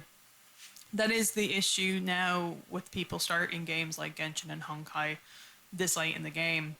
As I mentioned earlier at the start of the podcast, Genshin Impact is about to go into its 5.0 update in a few weeks. Which we're very excited for. But We are we're quite excited for it. currently not covering. Not as yet, due Okay. to the strikes. Yeah, But so um, no content on that, unfortunately. no, but again, just to kind of highlight the difference, Genshin Impact currently has 83 characters in its roster. And I'm missing 3. Well, 5 now. Yeah, you've not played in a minute. That's an almost unattainable amount of characters at this stage. I managed it. Well, listen, for a normal human that doesn't have god luck, it is an unattainable amount of characters. But again, they started at 21. Give us a follow and I might share some of my luck with you. Oh my god. Shameless So- plug. Genshin being 4 years into its run, having a third of its cast being male characters, that seems to be the average. So I'll be very curious if in future, because again, I only looked at the first and the most recent rosters. I'll be very curious if in future how that ratio is going to shift for Zenless. See what pandering they're going to do. I wonder if they're going to have the Pokemon effect. How do you mean? So, you know how there's a very large lack of males in Pokemon games and the anime and stuff like that? Yeah, And the theory behind that was basically all the men went off to war. yeah. They were the people who were on the front lines. Yeah, and the Pokemon War that definitely happens. My point being is, I wonder If there's a lore reason why there are so few men. I highly doubt it.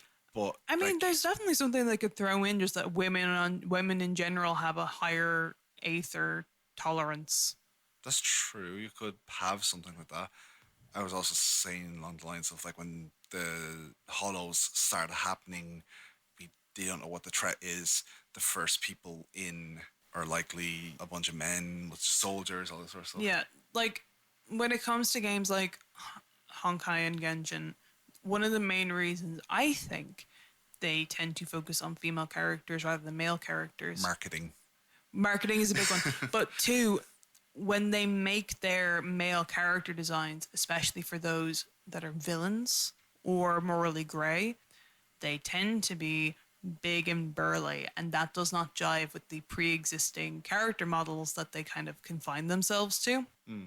So I'm hoping with Zenless, considering the fact that we have a wolf and a bear and a robot and a guy with spiky hair, like All that's of different sizes. there. It's a massive range that we Yeah. have already, and we're only just getting our technical pretty boy with Seth like, coming up. So And he's very pretty. he's gorgeous. So there's definitely room for improvement, but I feel like this is going to be, fingers crossed, this is going to be the game that they can experiment with dynamic builds and things like that. Yeah. Though I'm happy with more waifus, but Yeah, well. Listen, I'm also happy with the waifus. I am bisexual. It's fine.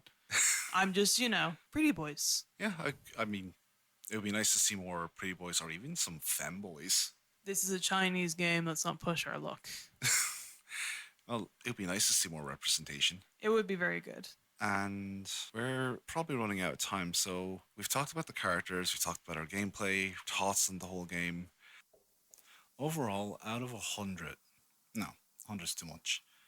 Out of 10, we'll say, what score would you give Zenless Zone Zero on its own merits? As a standalone game, not comparing it to the previous titles that we've played, how do you think Zenless Zone Zero fares and what score does it deserve? What score would you give it to inform other people what the game is like and if it's worth buying? Well, I say buying, it's a free to play game. But if it's worth playing, and is it worth possibly supporting by paying for some of the currency? Counting Zenless on its own merits, I would rank it at an 8.5 to 9 out of 10.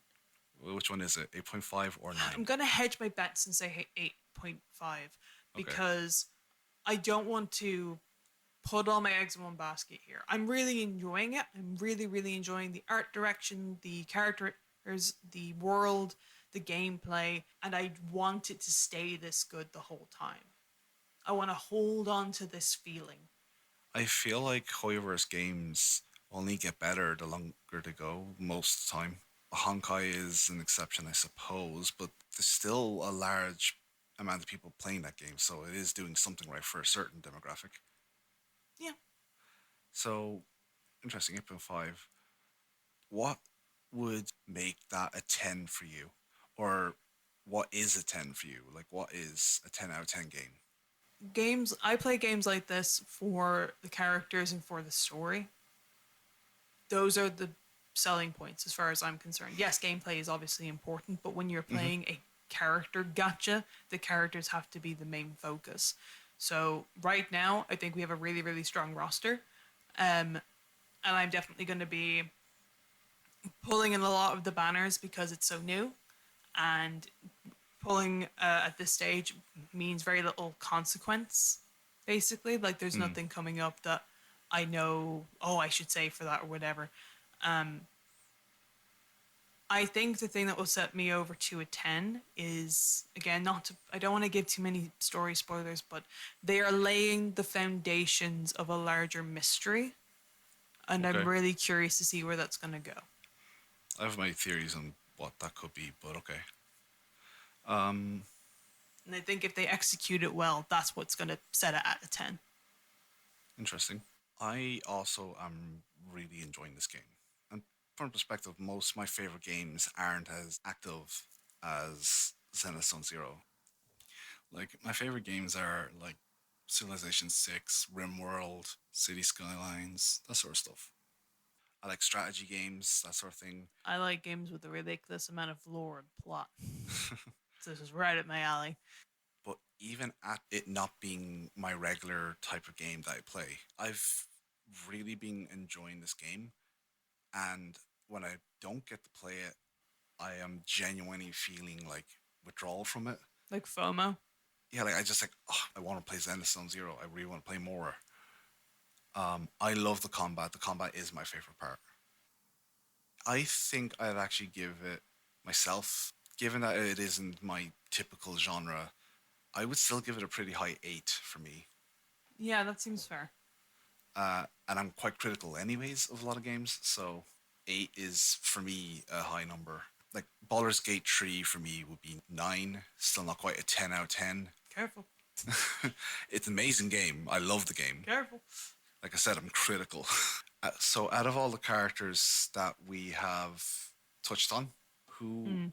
who is who is your favorite, and who do you want to know the most about? Oh God. I want to know more about Section 6 and Shikaku, for sure.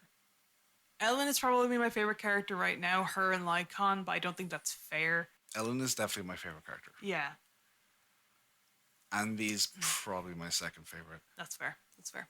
Honestly, the ones we ranked S are. Yeah, like we've been fairly transparent.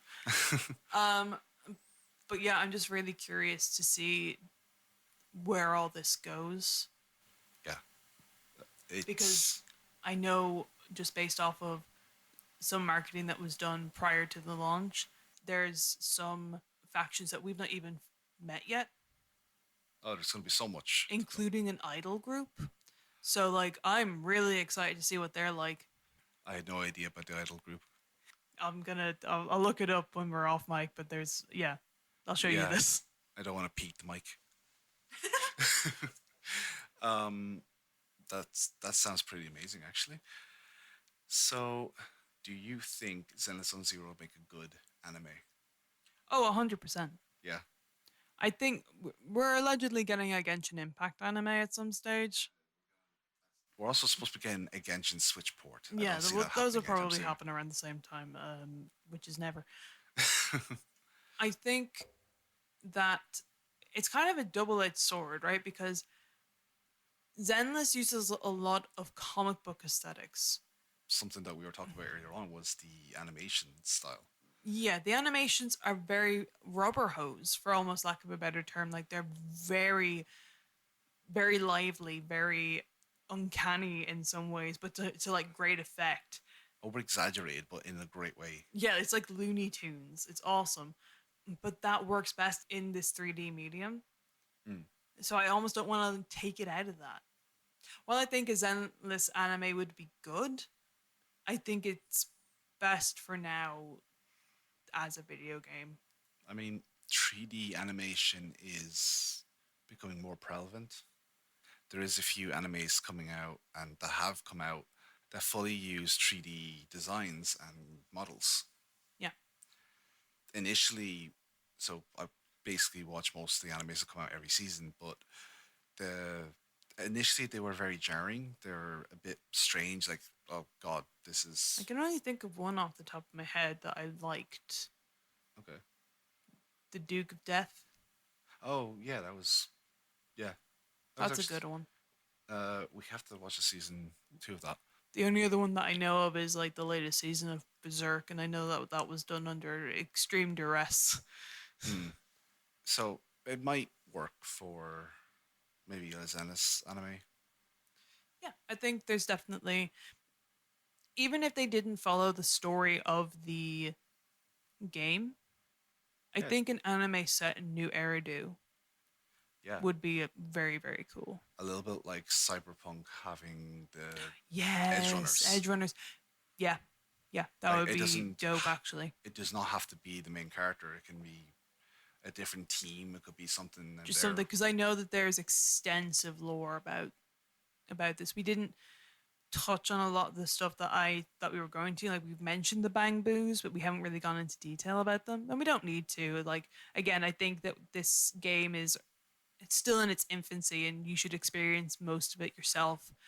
And let us know what you think if you do start playing it after listening to this. Oh, very much. We want to hear all your comments Yeah, and we want to share your favorite, share what you think of these characters. Tell us why we're wrong. Um, tell us why Lucy is the best character ever, actually. yeah, But there's like extensive lore videos that have been put out on the official YouTube channel about the founders of New Eridu, okay. one of whom is the creator of Bang Boo, and she looks so cool. Oh, I think I've seen something about this. Yeah. Yeah, like these character designs are awesome, and as much as I hope that they will be in game, considering the fact that that considering the fact that they are part of New Eridu's past, we might not get them in the exact same way. So looking at an anime from that point of view would be so good. Hmm. And there's a little bit of a hint in the name New Eridu. Yeah. Old Eridu got destroyed. It no more. It no more. Played the game. Yes. Yes, 100%. I highly recommend playing the game. Though I think we should mention that this is not sponsored in any way, though would love it. Hoyoverse put us on the program. Yeah, we would very much like some sponsorship for anyone who is interested. But yeah, uh, right now this is 100% our genuine opinion, and we'd love to hear what your opinions about everything we talked about today is on all of our socials and any comments on the podcast itself, where you can find us now hosted on Podbean, Spotify, Amazon, YouTube, which we will have videos with graphics coming out as well. Yep. We will also have our streams happening very shortly, where we'll be streaming some Zenless Zone Zero as well as other Yes, yes, games. Spooky season isn't that far away anymore, so yes. So we have a few fun things planned for that, including a few streams where I get to be subject to some genres that I do not like. Yay. So that's everything, I think. Yeah. And with that, I'm JoJo, I'm Hannah. and thank you so much for listening. Slán go fóill.